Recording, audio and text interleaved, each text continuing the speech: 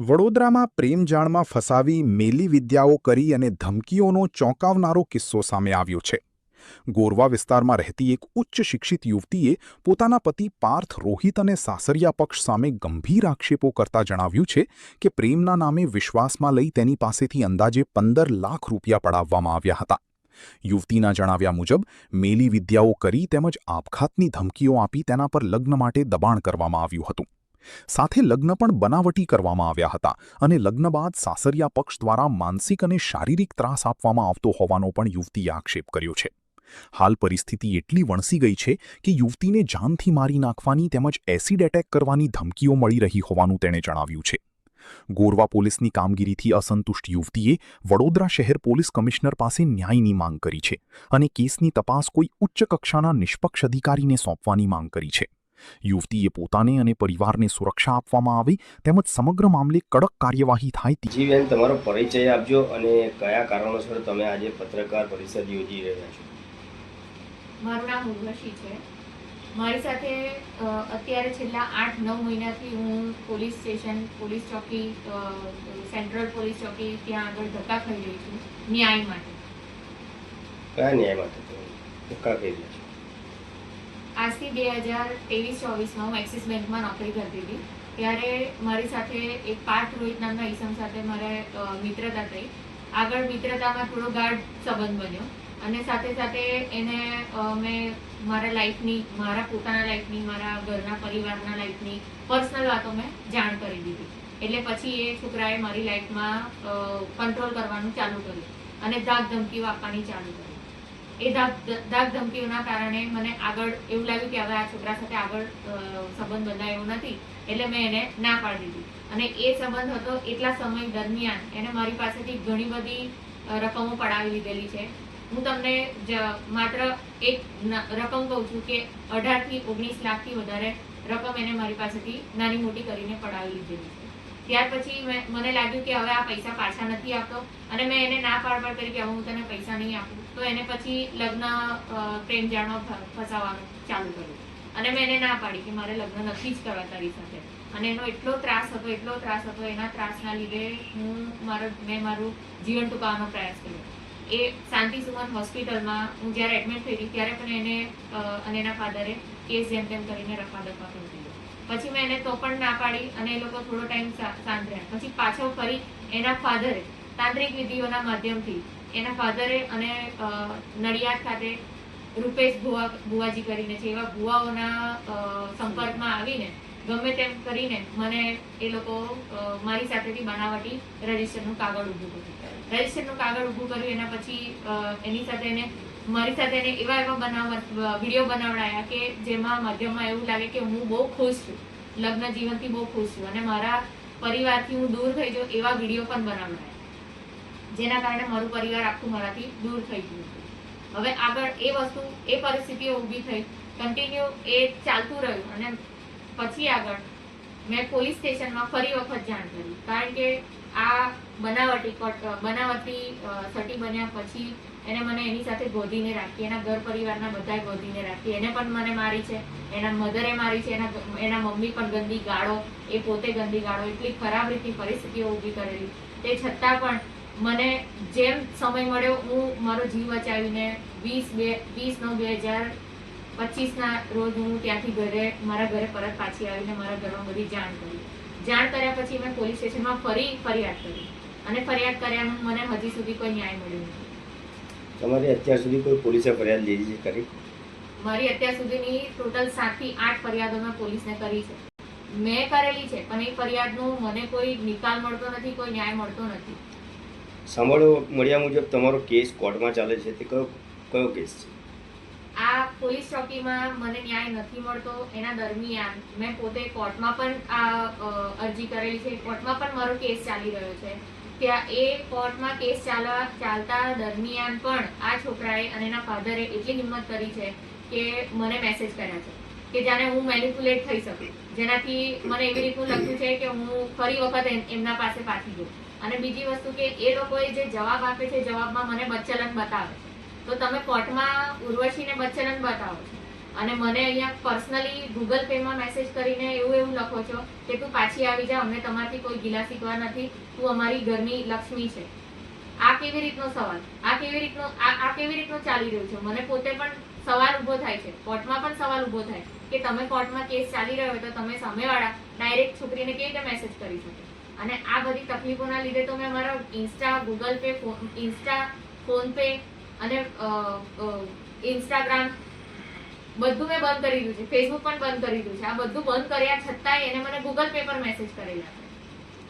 જ્યારથી તમે તમારા મમ્મીના ત્યાં આવી ગયા છે તેના પછી કયા કયા બનાવો બન્યા છે?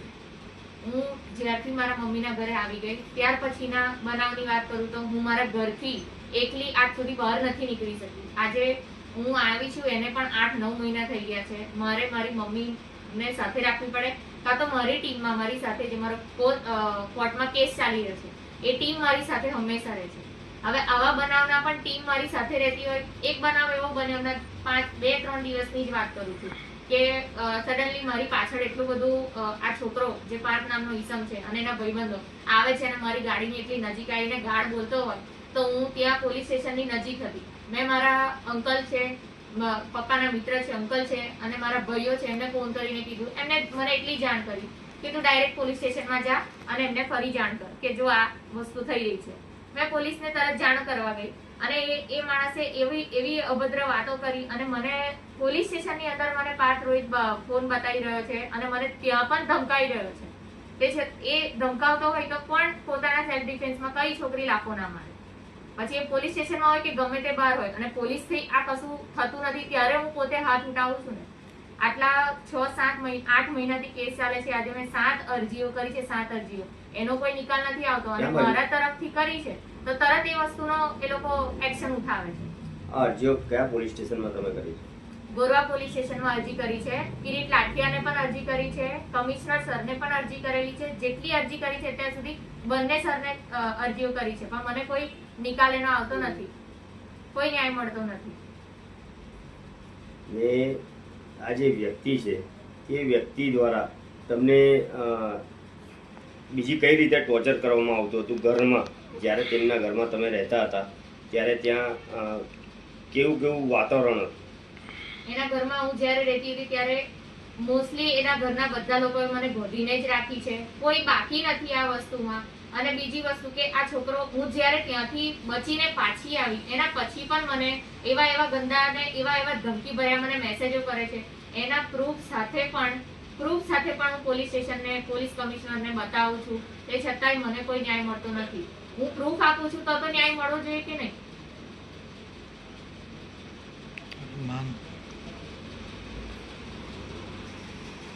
ડાયરેક્ટ બોલશો.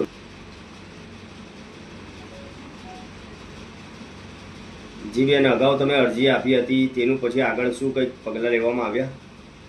હવે અરજી અગાઉ જે આપેલી હતી એમાં હું પોલીસ સ્ટેશન પાસે જ હતી અને ગઈ ત્યાં આગળ. હવે વસ્તુ એવી બની કે હું મારી સેફટી માટે મેં મારા અંકલ, મારા પપ્પાના મિત્ર છે એમને ફોન કરીને બોલાયા, મારા ભાઈઓને ફોન કરીને બોલાયા અને ત્યાં આગળ એવો બનાવ બન્યો જેમાં ઝપાઝપીની અંદર પાર્થ રોહિતે કમ્પ્લેન કરી, એની ફરિયાદ બને છે અને FIR 1 દિવસમાં થઈ જાય છે.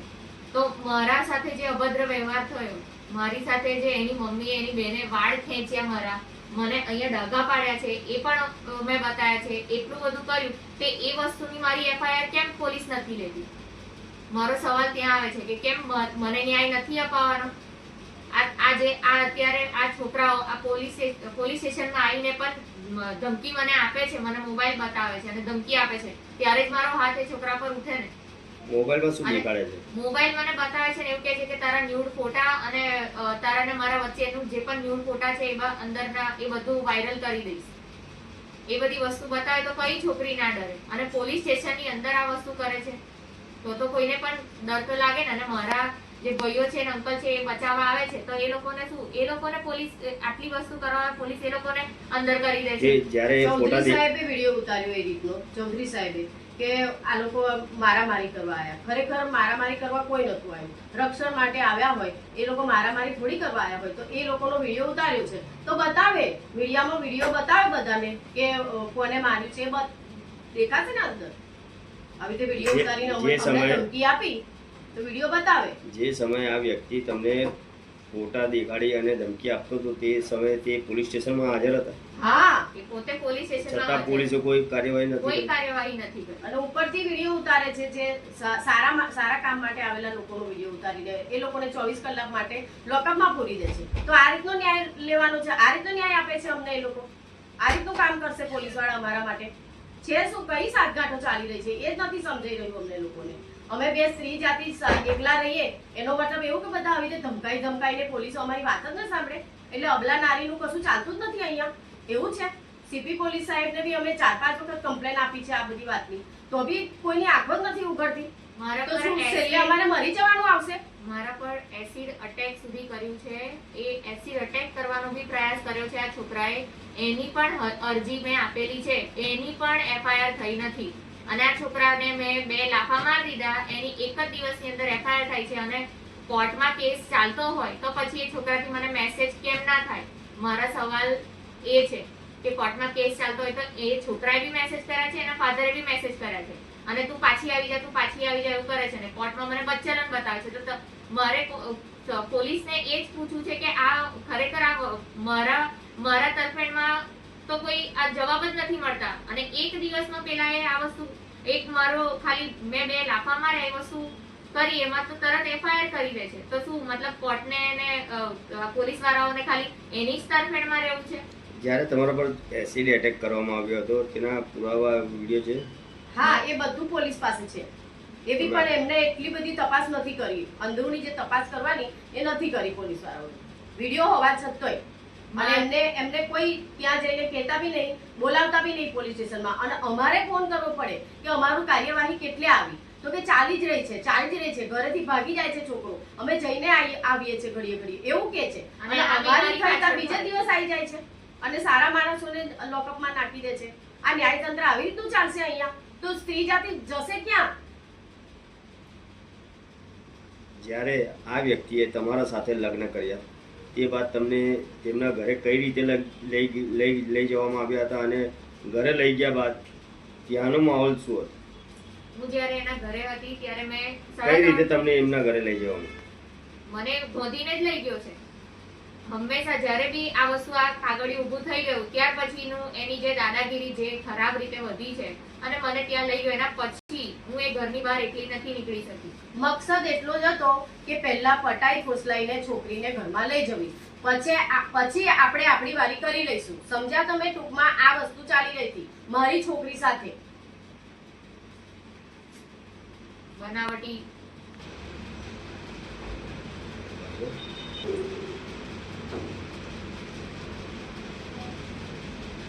જી બેન, તમે બીજા આક્ષેપો કર્યા છે કે તમારા જે પતિ હતા તે અને તમારા જે સસરા છે તેમના પર પણ આક્ષેપ કર્યા છે, શું કહેશો?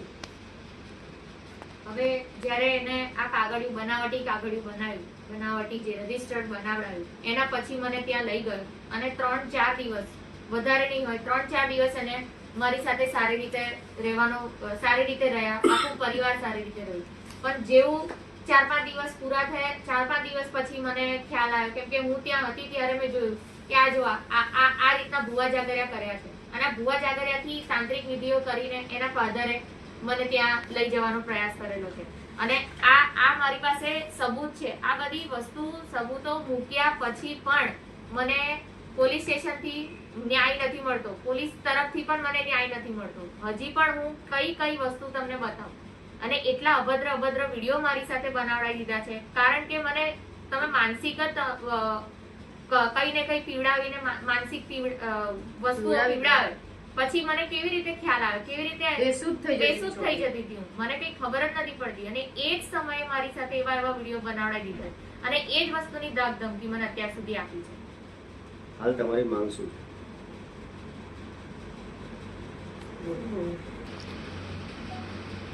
જી, હાલમાં તમારી શું માંગ છે અને તમે શું કાર્યવાહી કરશો? મને ન્યાય જોઈએ છે.